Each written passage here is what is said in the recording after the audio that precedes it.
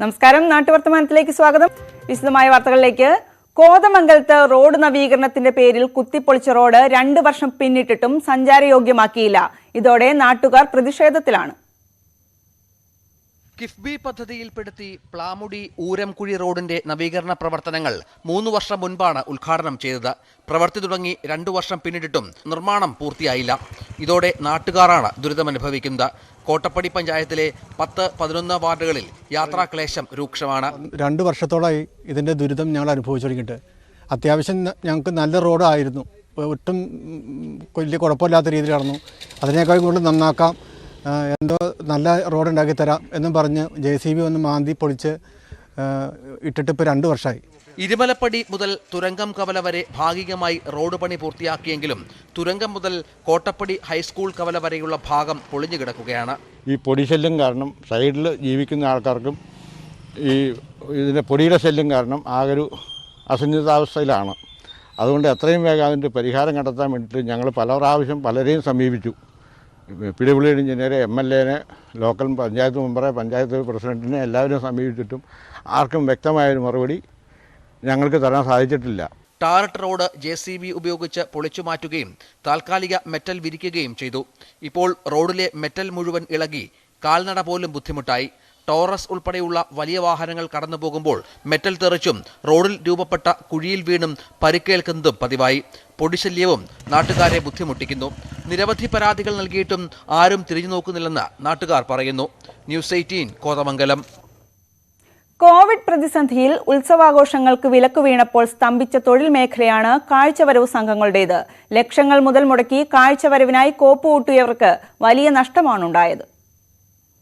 ഉത്സവാഘോഷങ്ങൾക്ക് പെരുമയേറ്റുന്നതാണ് പ്രൗഢമായ കാഴ്ചവരവ്. കണ്ണൂർ, കാസർഗോഡ് ജില്ലകളിൽ വലിയ കാഴ്ച സംഘങ്ങൾ വിരലിലെണ്ണാവുന്നവ മാത്രമാണ്. പക്ഷേ നൂറുകണക്കിന് തൊഴിലാളികളാണ് ഈ മേഖലയെ ആശ്രയിച്ചു കഴിയുന്നത്. ഏത് കാലം ഒരു തിരിച്ചുവരവ് ഉണ്ടാകുമെന്ന് അറിയിച്ചില്ലെങ്കിലും ഇവയൊക്കെ സാധ്യമാകും വിധം സംരക്ഷിച്ചു പോരുകയാണ് അണിയറക്കാർ. താൽക്കാലിക ആശ്വാസത്തിന് മറ്റു തൊഴിലുകളിലേക്ക് ചേക്കേറിയെങ്കിലും ഈ മേഖല പൂർണ്ണമായും കൈയൊഴിയാൻ ഇവർക്കാകില്ല. ഈ മേഖല എന്തിനാലും നമുക്ക് ഒരിക്കലും ഒഴിവാക്കാൻ പറ്റില്ല. നമ്മൾ 30 വർഷം നമ്മൾ ജീവിച്ചത് ഈ ഒരൊറ്റ മേഖലയിലാണ്. നമ്മുടെ ജീവിതത്തിൻ്റെ എല്ലാം എല്ലാവരും നമ്മളെ കൂടുതലുള്ളവരും നമ്മളും എല്ലാം ജീവിച്ചത് ഈ മേഖല. ഒരിക്കലും നമ്മൾക്ക് ഇതൊരു വർഷം ഇത് ബ്ലോക്ക് ആയതുകൊണ്ട് 1 വർഷം അല്ല 2 വർഷം ബ്ലോക്ക് ആയതെങ്കിൽ നമ്മൾ ഒരിക്കലും ഇതിൽ നമുക്ക് നമ്മുടെ ജീവിതത്തിനോട് ഒഴുകി ചേർന്നൊരു സാധനമാണ്.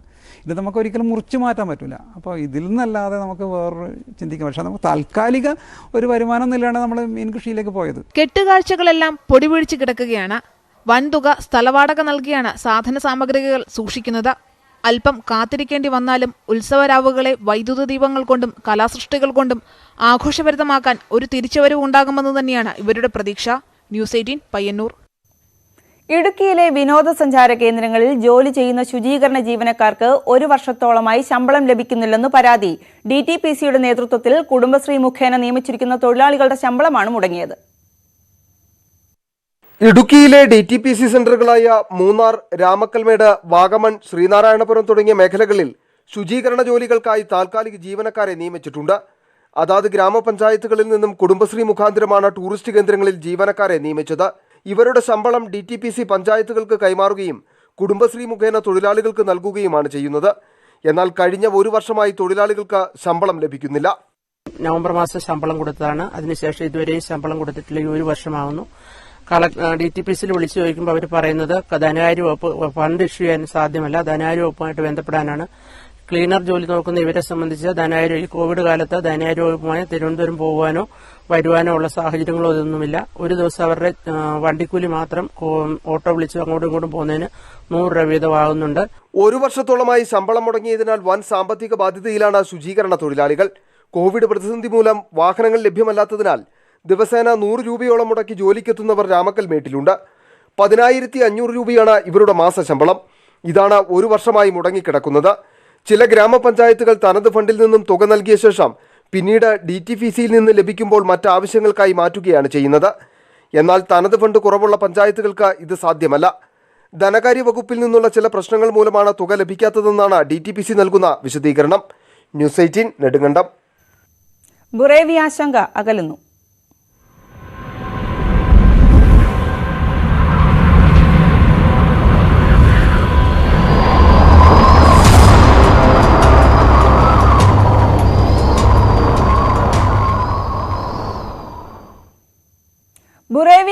മഴയൊഴിഞ്ഞ് കേരളം. ശക്തി കുറഞ്ഞ് ന്യൂനമർദ്ദമായി ബുറേവി ഇന്ന് രാത്രിയോടെ കേരളത്തിലെത്തുമെങ്കിലും ആശങ്ക വേണ്ടെന്നാണ് വിലയിരുത്തൽ. കേരളത്തിൽ മണിക്കൂറിൽ 30 മുതൽ 40 കിലോമീറ്റർ മാത്രം വേഗതയിലാകും കാറ്റ് വീശുക. എങ്കിലും ജാഗ്രതയിൽ വിട്ടുവീഴ്ച വേണ്ടെന്നാണ് സർക്കാർ നിലപാട്. സംസ്ഥാനത്തെ ചില ഭാഗങ്ങളിൽ ഇന്ന് ഒറ്റപ്പെട്ട മഴയ്ക്ക് സാധ്യതയുണ്ട്. നിലവിൽ അതിതീവ്ര ന്യൂനമർദ്ദമായി തുടരുന്ന ബുറേവി തമിഴ്നാട് തീരമായ രാമനാഥപുരത്ത് നിന്ന് 40 കിലോമീറ്റർ ദൂരത്തിലാണ്. വിവരങ്ങളുമായി ഉമേഷ് ബാലകൃഷ്ണൻ ചേരുന്നുണ്ട്.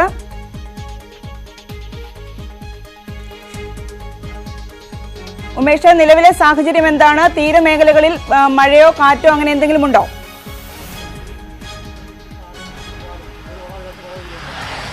നിലവിൽ കേരളത്തിൽ അത്തരമൊരു സാഹചര്യമില്ല. വടക്കോട്ട്, അതായത് വടക്കൻ ജില്ലകളിൽ മഴയുണ്ട്. അതൊരു പക്ഷേ ഇത്തരത്തിൽ ന്യൂനമർദ്ദത്തിന്റെ സ്വാധീന ഫലമായി ഉള്ള മഴയാകാൻ സാധ്യതയില്ല എന്ന് തന്നെയാണ് വിലയിരുത്തപ്പെടുന്നത്. കാരണം ന്യൂനമർദ്ദത്തിന്റെ സ്വാധീന ഫലമായി മഴ പെയ്യാൻ സാധ്യത പറഞ്ഞിരുന്നത് തിരുവനന്തപുരം മുതൽ എറണാകുളം വരെയുള്ള ജില്ലകളിൽ മാത്രമാണ്. അതുകൊണ്ട് തന്നെ ഈ ഭാഗങ്ങളിൽ ഒരിടത്തും ഇപ്പോൾ മഴയില്ല. തീരദേശം ശാന്തമാണ്. കടൽക്ഷോഭവും മറ്റുമൊന്നും നടക്കുന്നില്ല. ഒരുപക്ഷെ ചുഴലിക്കാറ്റ് ശക്തി കുറഞ്ഞ് തീവ്ര ന്യൂനമർദ്ദമായി മാറിയതോടുകൂടി ഒരു പരിധിവരെ ആശങ്ക ഒഴിഞ്ഞു എന്ന് തന്നെ വിലയിരുത്താം. നിലവിൽ തന്നെ ഏകദേശം 50 മുതൽ 60 കിലോമീറ്റർ വരെ വേഗതയിലാണ് ഇത് ഇപ്പോൾ അതിതീവ്ര ന്യൂനമർദ്ദം സഞ്ചരിക്കുന്നത്. രാമപുരം തമിഴ്നാട് കയറി കഴിഞ്ഞു കഴിഞ്ഞാൽ വീണ്ടും ശക്തി കുറയും എന്ന് തന്നെയാണ് വിലയിരുത്തപ്പെടുന്നത്. അത് തീവ്ര ന്യൂനമർദ്ദമായി മാറും. അതിനുശേഷം കേരള അതിർത്തി കടക്കുന്നതിന് മുൻപോ അല്ലെങ്കിൽ കേരള അതിർത്തി കടന്നതിന് ശേഷമോ ന്യൂനമർദ്ദമായി വേഗത കുറയും. അതായത് മണിക്കൂറിൽ 30 മുതൽ 40 കിലോമീറ്റർ വരെ വേഗത മാത്രമേ കേരളത്തിലേക്ക് കടക്കുമ്പോൾ ന്യൂനമർദ്ദത്തിന് ഉണ്ടാവുകയുള്ളൂ. എന്തായാലും പശ്ചിമഘട്ടം വഴി തന്നെയാണ് കടക്കുന്നത്. നേരത്തെ പ്രഖ്യാപിച്ചിരുന്ന അല്ലെങ്കിൽ നേരത്തെ പ്രവചിച്ചിരുന്ന സഞ്ചാരപാതയ്ക്ക് ഇപ്പോഴും മാറ്റമൊന്നും വരുത്തിയിട്ടില്ല. പശ്ചിമഘട്ടം വഴി കടന്ന് പൊന്മുടിക്ക് സമീപത്ത് കൂടി കേരളത്തിലേക്ക് കടക്കുകയും തിരുവനന്തപുരം കൊല്ലം അതിർത്തികളിൽ പങ്കിട്ട് നേരെ ആറ്റിങ്ങൽ വഴി വർക്കല അറബിക്കടലിലേക്ക് പോകും എന്ന് തന്നെയാണ് ഇപ്പോഴും റൂട്ട് പറയുന്നത്. എന്തായാലും ആശങ്ക ഒരു പരിധിവരെ ഒഴിഞ്ഞു. പക്ഷേ ഇപ്പോഴും ഈ കേന്ദ്രബിന്ദു, അതായത് ന്യൂനമർദ്ദത്തിന്റെ കേന്ദ്രബിന്ദു കടന്നു പോകുന്ന പ്രദേശങ്ങളിൽ ശക്തമായ കാറ്റും ഒറ്റപ്പെട്ട മഴയും ഉണ്ടാകാൻ സാധ്യതയുണ്ട്. അതുകൊണ്ട് തന്നെ ജാഗ്രതയ്ക്ക് ഒട്ടും കുറവ് വരുത്തിയിട്ടില്ല. ജാഗ്രതയോടുകൂടി തന്നെയാണ് മുൻകരുതൽ നിർദ്ദേശങ്ങളുമായി മുന്നോട്ട് പോകുന്നത്. ഇന്ന് ഈ പ്രദേശങ്ങൾ, അതായത് ന്യൂനമർദ്ദം കടക്കാൻ സാധ്യതയുള്ള പൊന്മുടിക്ക് സമീപത്തുള്ള പ്രദേശങ്ങളിൽ പൂർണ്ണമായി ആളുകളെ ഒഴിപ്പിച്ചു കഴിഞ്ഞു. അവരെ എല്ലാവരെയും ദുരിതാശ്വാസ ക്യാമ്പുകളിലേക്ക് മാറ്റിയും കഴിഞ്ഞു. എന്തായാലും ഈ ന്യൂനമർദ്ദം പോകുന്നത് വരെ നിലവിൽ തന്നെ വളരെ വേഗം കുറഞ്ഞാണ് സഞ്ചരിക്കുന്നത്. കാരണം ഇപ്പോൾ കടലിൽ നിന്ന് ഏകദേശം മണിക്കൂറിൽ 9 കിലോമീറ്റർ എന്ന വേഗത്തിലാണ് കടന്നുകൊണ്ടിരിക്കുന്നത്. കരയിൽ കയറിയാൽ വീണ്ടും ഒരുപക്ഷെ വേഗം കുറയാൻ സാധ്യതയുണ്ട്. കൊല്ലത്ത് നിന്ന് വി വിനോദ് കൂടി ചേരുന്നുണ്ട്. കൊല്ലം തീരത്ത് കൂടിയാണല്ലോ കാറ്റ് കേരളത്തിലേക്ക് എത്തുക. ഏത് രീതിയിലുള്ള ജാഗ്രതാ നിർദ്ദേശങ്ങളാണ് സ്വീകരിച്ചിട്ടുള്ളത്?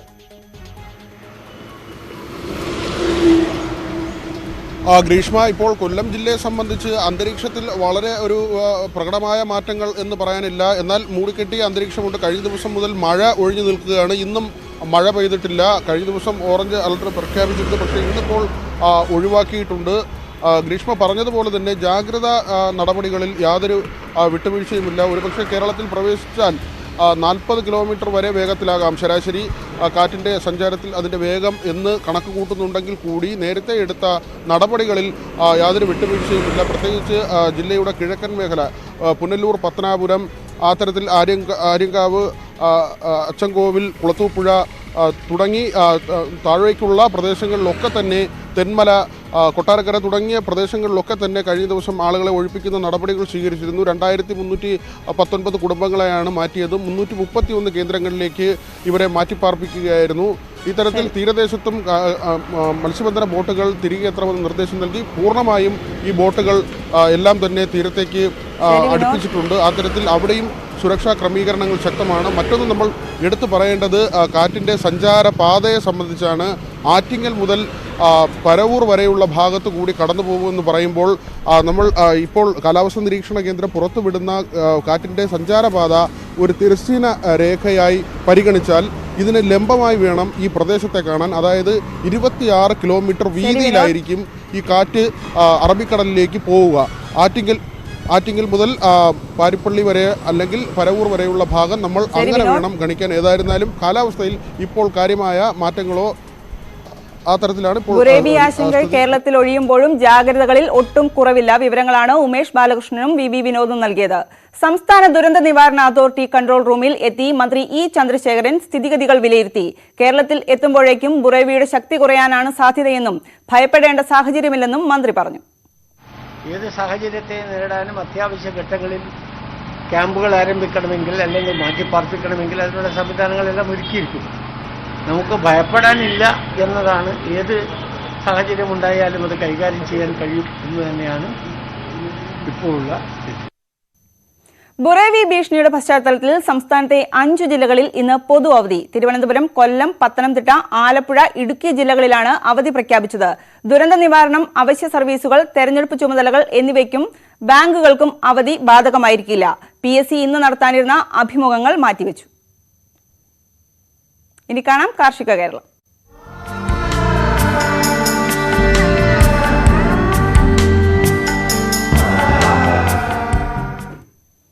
വീട്ടുമുറ്റം അലങ്കാര ചെടികൾ നട്ട് മനോഹരമാക്കി അതിലൂടെ വരുമാന മാർഗം കണ്ടെത്തുകയാണ് കാട്ടാക്കട പൂവച്ചൽ സ്വദേശി ബിജു. 200 രൂപ മുതൽ 10,000 രൂപ വരെ വിലപിടിപ്പുള്ള ചെടികളാണ് ബിജുവിന്റെ പൂന്തോട്ടത്തിലുള്ളത്. ഒഴിവു സമയം കണ്ടെത്തിയാണ് ബിജു അലങ്കാര ചെടികൾ നട്ടുവളർത്തിയത്. ഇതിൽ വരുമാനം കണ്ടെത്തി തുടങ്ങിയപ്പോൾ കൂടുതൽ പ്രചോദനമായി. വിവിധയിനം ചെടികളുടെ ശേഖരം ബിജുവിന്റെ പക്കലുണ്ട്. 4 വർഷം കൊണ്ടാണ് പൂന്തോട്ടം വിപുലീകരിച്ചത്. മനസ്സിനൊരു ഉല്ലാസത്തിന് വേണ്ടിയാണ് ചെയ്തു വരുന്നത്. കൊച്ചിലെ ഞാൻ ഈ കൃഷിയോട് താല്പര്യം ഉണ്ടായിരുന്നു. അങ്ങനെ കൊച്ചിലെ ചെയ്തു വരും. എനിക്ക് മനസ്സിന് ഉല്ലാസവും നല്ലൊരു സന്തോഷമൊക്കെ കിട്ടും. അതോടെ ഞാൻ ചെയ്തു വരുന്നു. അതിനുപരി പ്രോഫിറ്റും ഉണ്ട്. ചെടിയുടെ തരമെന്ന് പറഞ്ഞാൽ 50 രൂപ മുതൽ 5000 രൂപ വരെയുള്ള ചെടികളുണ്ട്. അഗ്നോണിമ ഐറ്റം, ഫിലോഡോൺഡ്രം, എപ്പീസിയ, അങ്ങനെ നിരവധി ഐറ്റങ്ങളുണ്ട്. ഒരു വരുമാന മാർഗത്തിൽ മാനസികമായിട്ടുള്ള ഉല്ലാസത്തിന് ഉപരി നല്ലൊരു വരുമാന മാർഗവും ഉണ്ടാകുന്നു. സമൂഹ മാധ്യമങ്ങൾ വഴിയാണ് ഉപഭോക്താക്കളെ കണ്ടെത്തുന്നത്. നിരവധി പേരാണ് ഇവിടെ ചെടികൾ വാങ്ങാൻ എത്തുന്നത്. കുറച്ച് മുതൽ മുടക്കും കൃഷി ചെയ്യാനുള്ള താല്പര്യവും ഉണ്ടെങ്കിൽ ആർക്കും മികച്ച വരുമാനം ഉറപ്പാക്കാമെന്ന് ബിജു പറയുന്നു. ന്യൂസ് 18 കാട്ടാക്കട. കൊക്കോ പൊടിക്ക് മാർക്കറ്റിൽ നല്ല വിലയാണെങ്കിലും കൊക്കോ പരിപ്പിന് വിലയില്ലാത്തത് കർഷകരെ പ്രയാസത്തിലാക്കുന്നു. ഈ സാഹചര്യത്തിൽ കൊക്കോ കർഷകരെ സഹായിക്കാനുള്ള ഇടപെടൽ ഉണ്ടാകണമെന്നാണ് ആവശ്യം. കൊക്കോ പൗഡറിന് വിപണിയിൽ ഗ്രാമിന് 100 രൂപയാണ് വില. എന്നാൽ കൊക്കോ കൃഷി ചെയ്ത് കുരുവുണക്കി മാർക്കറ്റിലെത്തിച്ചാൽ കർഷകന് ലഭിക്കുന്നതാകട്ടെ കിലോയ്ക്ക് 150 രൂപയും. പച്ചക്കുരുവിനാണെങ്കിൽ ഇതിന്റെ 1/3 ഭാഗവും. ഈ സാഹചര്യത്തിലാണ് കർഷകർ കൊക്കോ പരിപ്പിന്റെ വിൽപ്പന അവസാനിപ്പിക്കാൻ ഒരുങ്ങുന്നത്. എടപ്പാൾ സ്വദേശി ചന്ദ്രശേഖരൻ കൃഷിഭവനിൽ നിന്ന് ലഭിച്ച 10ഓളം തൈകളാണ് കൃഷി ചെയ്തിരുന്നത്. എന്നാൽ കൊക്കോ പരിപ്പിന് വിലയിടിഞ്ഞതോടെ വിൽപ്പന നിർത്തിവെക്കേണ്ട അവസ്ഥയിലെത്തി. 10 കായ ചിലപ്പോൾ ഒരു വർഷത്തിൽ കിട്ടിയെന്ന് വരും. ഒരു തവണ ഞാൻ തൃശ്ശൂർ പോയിട്ട് ഇത് വിൽക്കുകയുണ്ടായി. അന്ന് വലിയ വില ഒന്നും കിട്ടിയില്ല. ഇനി ഇപ്പോഴത്തെ കാര്യം എന്താണെന്ന് അറിയില്ല. ശ്രമിച്ചു നോക്കണം. എന്നാലും വലിയൊരു കൗതുകമുള്ള ഒരു കൃഷിയാണ്. ഇന്നപോലെ രുദ്രാക്ഷം ഞാൻ കൊടുന്നിട്ട് വെച്ചു. അതിപ്പോൾ പൂവ് ഇട്ടു. അങ്ങനെ എനിക്കിതൊക്കെ വലിയ ഇഷ്ടമുള്ള കാര്യമാണ്. അതിപ്പോൾ എല്ലാവരും താല്പര്യപ്പെടുകയാണ്. അപ്പോൾ ഇതൊക്കെ കാണുമ്പോൾ എല്ലാവർക്കും താല്പര്യപ്പെട്ടു വരിക. അതിൽ വലിയ സന്തോഷമുണ്ട്. നട്ടുവളർത്തിയ മരങ്ങൾ വെട്ടിമാറ്റാൻ പലർക്കും ആകുന്നില്ല. വിപണിയിൽ വിലയില്ലെങ്കിലും ആദായത്തിനപ്പുറം കൃഷിയോടുള്ള സ്നേഹമാണ് കാർഷിക മേഖലയിൽ പിടിച്ചു നിൽക്കാൻ ചന്ദ്രശേഖരനെ പോലെയുള്ള മിക്ക കർഷകരെയും പ്രേരിപ്പിക്കുന്നത്. ന്യൂസ് 18 എടപ്പാൾ. മറ്റു വാർത്തകളിലേക്ക്. വഴിയോരം ക്ലാസ് മുറിയാക്കി മാറ്റിയിരിക്കുകയാണ് ഇടുക്കി രാജമലയിലെ ഒരു കൂട്ടം വിദ്യാർത്ഥികൾ. മൊബൈൽ നെറ്റ്വർക്ക് ഇല്ലാത്തതാണ് ഇവർക്ക് പഠനത്തിന് തടസ്സമാകുന്നത്. ഓൺലൈൻ പഠന സൗകര്യം ഒരുക്കിയെങ്കിലും മൊബൈൽ നെറ്റ്വർക്ക് ഇല്ലാത്തതാണ് ഈ വിദ്യാർത്ഥികളെ ബുദ്ധിമുട്ടിലാക്കുന്നത്. പഠനം മുടങ്ങാതിരിക്കാൻ ദിവസേന 6 കിലോമീറ്റർ കാൽനടയായി സഞ്ചരിച്ച നെറ്റ്വർക്ക് ലഭ്യമാകുന്ന രാജമലയിലെത്തും. ഇവിടെ വഴിയോരത്തിരുന്ന് പഠിക്കും. ഓൺലൈൻ ക്ലാസുകൾ തുടങ്ങിയ അന്നു മുതൽ ഇതാണ് പതിവ്. രാജമലയിലെ എസ്റ്റേറ്റ് തൊഴിലാളികളുടെ മക്കളാണിവർ. എല്ലാവർക്കും സ്മാർട്ട് ഫോണുകളും ലാപ്ടോപ്പുകളുമൊക്കെ മാതാപിതാക്കൾ വാങ്ങി നൽകിയിട്ടുണ്ട്. രാവിലെയും വൈകിട്ടുമുള്ള യാത്രയോർത്ത് ഈ അധ്യയന വർഷത്തിലെ പഠനം ഉപേക്ഷിച്ചവരും ഉണ്ട്. அட்டன் பண்ணுறதுக்கு இன்னும் நிறைய பிள்ளைங்க இருக்கிறாங்க. நிறைய பேர் அட்டன் பண்ணாமே வீட்டில் இருக்கிறாங்க. டெய்லி ஆட்டோ எதுவுமே எங்களுக்கு வண்டி ஃபெசிலிட்டிஸ் கூட எங்களுக்கு இங்கே இல்லை. ரொம்ப கஷ்டமாக இருக்குது. இதை கொஞ்சம் ஏற்று எங்களுக்கு ஏதாவது டவர் வச்சு கொடுத்தா இதுக்கு அப்புறம் படிக்கிற பிள்ளைங்களுக்காவது இது யூஸ் ஆகும். പാഠപുസ്തകങ്ങളും ചോറും ഒക്കെയായാണ് ഇവർ വഴിയോരത്ത് പഠിക്കാനെത്തുന്നത്. വൈകുന്നേരം 5 മണിയോടെ മടങ്ങും. പലപ്പോഴും രാത്രിയായിട്ടാണ് വീടുകളിലെത്തുന്നത്. രാജമലയിൽ നെറ്റ്വർക്ക് കവറേജ് എത്തിച്ചാൽ ഇവരുടെ പഠനം മാത്രമല്ല ഇവിടെയുള്ള കുട്ടികളുടെയും പഠനവും സുഗമമായി മുമ്പോട്ട് കൊണ്ടുപോകുവാൻ കഴിയുമെന്നാണ് ഇവർ പറയുന്നത്. ന്യൂസ് 18 മൂന്നാർ. തിരുവനന്തപുരം ബാലരാമപുരത്ത് ബൈക്കും ലോറിയും കൂട്ടിയിടിച്ച് സഹോദരങ്ങൾ മരിച്ചു. ബൈക്ക് യാത്രികരായ ശർമ്മൻ, ഷാനു എന്നിവരാണ് മരിച്ചത്. ഇവർ വഴിമുക്ക് സ്വദേശികളാണ്. കളീക്കാവിളയിൽ നിന്ന് തിരുവനന്തപുരത്തേക്ക് പോവുകയായിരുന്ന ലോറിയും ബൈക്കും തമ്മിൽ കൂട്ടിയിടിക്കുകയായിരുന്നു. കാത്തിരിപ്പിനൊടുവിൽ വേളി ടൂറിസ്റ്റ് വില്ലേജിലെ ട്രെയിൻ യാത്ര തുടങ്ങി. വേളിയിലെത്തുന്ന സഞ്ചാരികൾക്ക് കായലും കടലും കണ്ട് ഈ കുഞ്ഞൻ ട്രെയിനിൽ യാത്ര നടത്താം.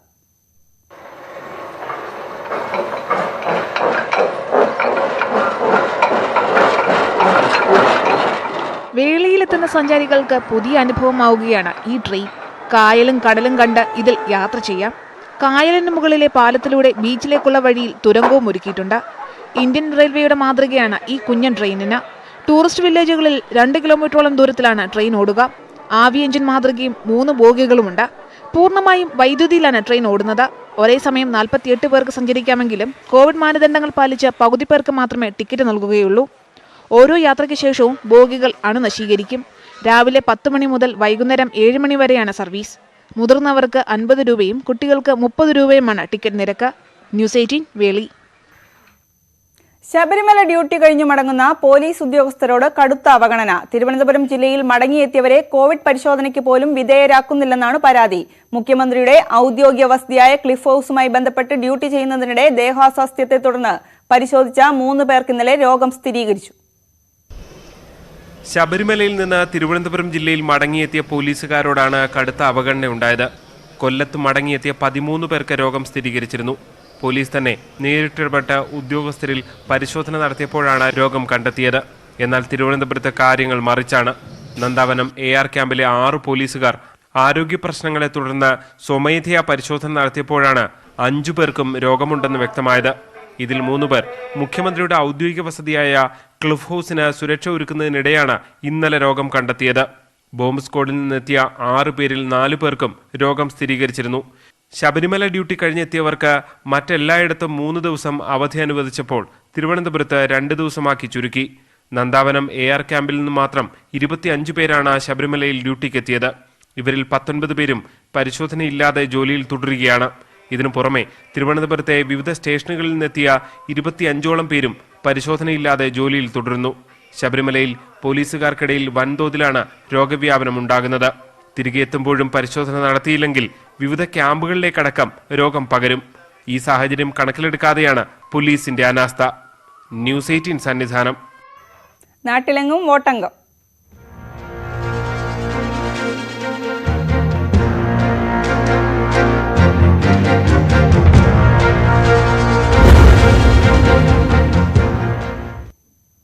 ഒരു സ്റ്റാൻഡിലെ 5 ഓട്ടോ തൊഴിലാളികളുടെ ഒരുമിച്ചുള്ള തെരഞ്ഞെടുപ്പ് പോരാട്ടം ഈ തെരഞ്ഞെടുപ്പിലെ അപൂർവ കാഴ്ചകളിലൊന്നാണ്. എറണാകുളത്തെ വാഴക്കുളം ഗ്രാമപഞ്ചായത്തിലെ മാറമ്പിള്ളി ഓട്ടോ സ്റ്റാൻഡിലെ തൊഴിലാളികളാണ് തെരഞ്ഞെടുപ്പ് ഗോതയിൽ ഏറ്റുമുട്ടുന്നത്.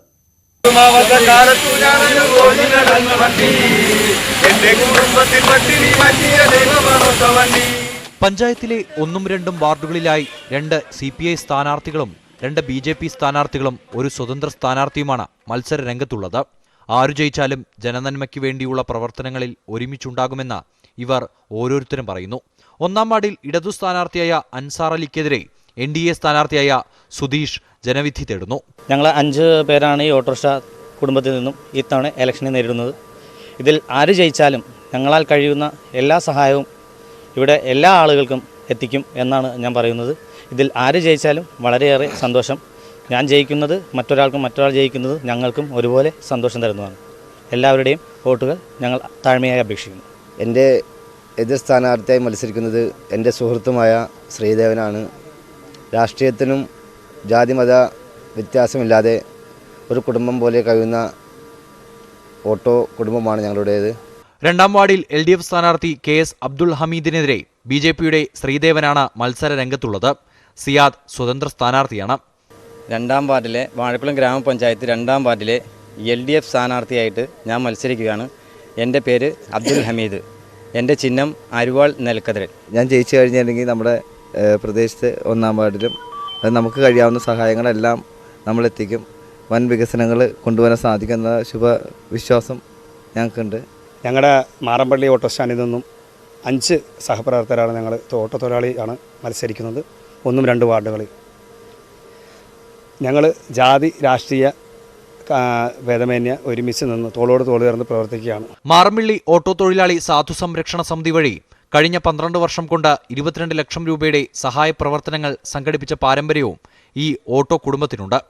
ന്യൂസ് 18 പെരുമ്പാവൂർ. തദ്ദേശ തെരഞ്ഞെടുപ്പിന്റെ ആവേശത്തിലും ബഹളങ്ങളില്ലാതെ പ്രചാരണം നടക്കുന്ന ഒട്ടേറെ സ്ഥലങ്ങൾ നമ്മുടെ നാട്ടിലുണ്ട്. തോട്ടം തൊഴിലാളികൾക്ക് ഭൂരിപക്ഷമുള്ള പത്തനംതിട്ട ചെങ്ങറ ഹാരിസൺ എസ്റ്റേറ്റും അതുപോലെ ഒരിടമാണ്. മലയാലപ്പുഴ പഞ്ചായത്തിലെ തമിഴ് വംശജർ കൂടുതലുള്ള ഈ തോട്ടം മേഖലയിൽ നാം അറിയാത്ത ചില തെരഞ്ഞെടുപ്പ് വിശേഷങ്ങളുണ്ട്. ആ വിശേഷങ്ങളിലേക്ക്.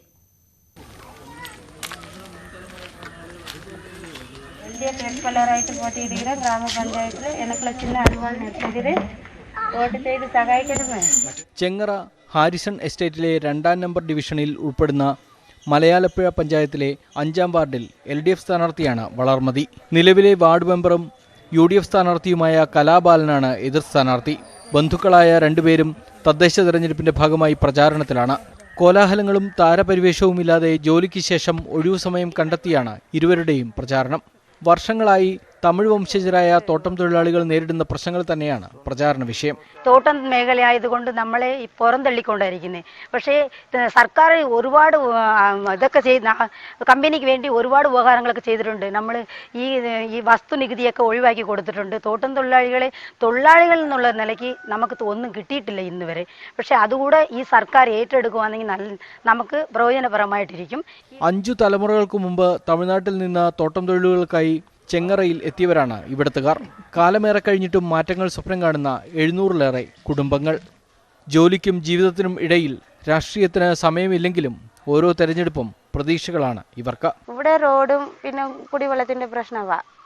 പിന്നെ മറ്റേ ലയത്തിന്റെ പ്രശ്നമൊക്കെ കമ്പനി പറഞ്ഞാൽ കുറച്ചൊക്കെ ശരിയാക്കി തരും. അല്ലാതെ സർക്കാരുമായിട്ട് എന്തെങ്കിലും ബന്ധപ്പെടാൻ പറ്റുവാണെങ്കിൽ അതും കൂടെ ചെയ്ത് നോക്കണം. പിന്നെ ഇവിടെ കാട്ടിലും ചേർവാലയിലും പിന്നെ പത്തലയത്തിൽ ഇങ്ങനെ കുറച്ച് ഏരിയ ഒക്കെ ഉണ്ട്, ഇതിനകത്ത് ഉൾപ്പെട്ടതാണ്. അപ്പോൾ അവിടെ എല്ലാം ഈ പ്രശ്നം ഒത്തിരി നേടാനുണ്ട്. ന്യൂസ് 18 പത്തനംതിട്ട.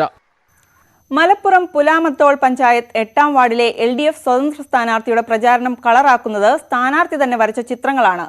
ചിത്രകാരൻ കൂടിയായ ഷംസുദ്ദീൻ കൊയിലിയത്താണ് സ്വന്തം ചിത്രങ്ങൾ വരച്ചും പോസ്റ്റർ ഡിസൈൻ ചെയ്തും തെരഞ്ഞെടുപ്പ് പ്രചാരണം വേറിട്ടതാക്കുന്നത്.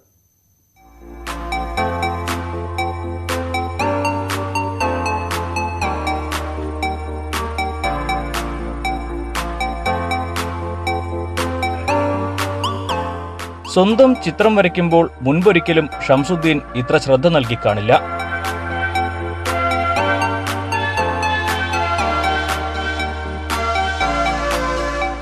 കാരണം ഇത് പ്രവർത്തകർക്ക് പ്രചാരണത്തിന് നൽകാൻ വേണ്ടിയുള്ളതാണ്. ഒരുപാട് സമയം വേണം ഒരു ചിത്രം വരച്ചു തീർക്കാൻ. അതിനാൽ കൂടുതൽ എണ്ണം വരയ്ക്കാനാകില്ല. എങ്കിലും ഇതിനോടകം കുറേ എണ്ണം വരച്ചു കൊടുത്തിട്ടുണ്ട്. പ്രചാരണ തിരക്കിനിടയിൽ സമയം കണ്ടെത്തിയാണ് ചിത്രരചന.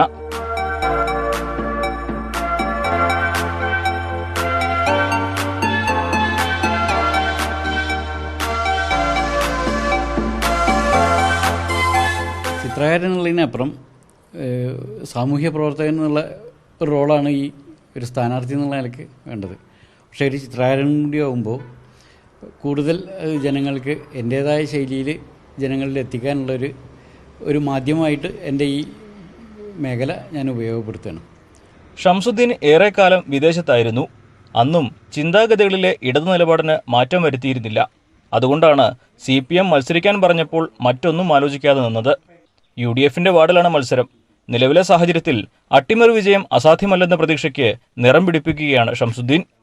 ന്യൂസ് 18 മലപ്പുറം. നെയ്യാറ്റിൻകര ആലമൂട് വാർഡിലെ NDA സ്ഥാനാർത്ഥി മഞ്ചന്തല സുരേഷ് തന്റെ കടയിലെത്തുന്നവരുടെ വോട്ടുറപ്പിക്കാനുള്ള തിരക്കിലാണ്. വീടുകളിൽ എത്തിയുള്ള വോട്ടഭ്യർത്ഥനയ്ക്ക് പുറമെ കടയിലെത്തുന്നവരുടെ വോട്ട് കൂടെ ഉറപ്പിക്കുകയാണ് സുരേഷ്. സീറ്റ് നിലനിർത്താൻ BJPയും പിടിച്ചെടുക്കാൻ ഇടത് വലതു മുന്നണികളും മത്സരിക്കുന്ന വാർഡിൽ തീപാറും പോരാട്ടമാകുമെന്ന് ഉറപ്പാണ്. കർഷക മോർച്ച ജില്ലാ ജനറൽ സെക്രട്ടറിയും നെയ്യാറ്റിൻകരയിലെ വ്യാപാരി വ്യവസായി ഏകോപന സമിതിയുടെ പ്രസിഡന്റുമാണ് മഞ്ചത്തല സുരേഷ്. വ്യാപാര സമൂഹത്തിന്റെ വോട്ടുകൂടി ലക്ഷ്യമിട്ടാണ് സുരേഷിനെ BJP ആലുമൂട് വാർഡിൽ സ്ഥാനാർത്ഥിയാക്കിയത്. നെയ്യാറ്റിൻകരയിലെ വ്യാപാരികളിൽ ഭൂരിഭാഗം പേരും താമസിക്കുന്നത് ആലുമൂട് വാർഡിലായതിനാൽ ഇവരുടെ കൂടെ വോട്ട് സുരേഷിന് ലഭിക്കുമെന്നാണ് പാർട്ടിയുടെ വിലയിരുത്തൽ. സുരേഷിന്റെ സ്ഥാപനത്തിൽ വിവിധ ആവശ്യങ്ങൾക്കെത്തുന്നവരോട് സൗഹൃദ സംഭാഷണത്തിനോടൊപ്പം വോട്ടഭ്യർത്ഥനയും സുരേഷ് നടത്തുന്നു. നെയ്യാറ്റിൻകര ടൗണിനെ പ്രതിനിധീകരിക്കുന്ന വ്യാപാരികളുടെ താമസ സ്ഥലം കൂടിയാണ് ആലുമൂട് വാർഡ്. അതുകൊണ്ട് ഒരു വ്യാപാരി വ്യവസായിയുടെ അധ്യക്ഷൻ എന്നുള്ള രീതിയിൽ എൻ്റെ മത്സരത്തെ വ്യാപാര സമൂഹം നെഞ്ചിലേറ്റിയിരിക്കുകയാണ്. അതുകൊണ്ട് തീർച്ചയായും വൻ ഭൂരിപക്ഷത്തോടെ വിജയിക്കാൻ എനിക്ക് എല്ലാവിധ സാധ്യതകളുണ്ട്. വൻ ഭൂരിപക്ഷത്തോടെ തന്നെ ഞാൻ വിജയിച്ചു വരും. BJPയിൽ നിന്ന് വാർഡ് തിരിച്ചുപിടിക്കാനുള്ള ശ്രമത്തിലാണ് ഇടത് വലത് മുന്നണികൾ. CPI ജില്ലാ കൗൺസിൽ അംഗം GN ശ്രീകുമാറാണ് LDF സ്ഥാനാർത്ഥി. UDFിന് വേണ്ടി യൂത്ത് കോൺഗ്രസ് മണ്ഡലം സെക്രട്ടറി VS ജയശങ്കറാണ് മത്സര രംഗത്തുള്ളത്. ന്യൂസ് 18 ആലുമൂട്. നാട്ടുവർത്തമാനം പൂർണ്ണമാകുന്നു. കൂടുതൽ വാർത്തകൾക്കും വിശദാംശങ്ങൾക്കും malayalam.news18.com സന്ദർശിക്കുക.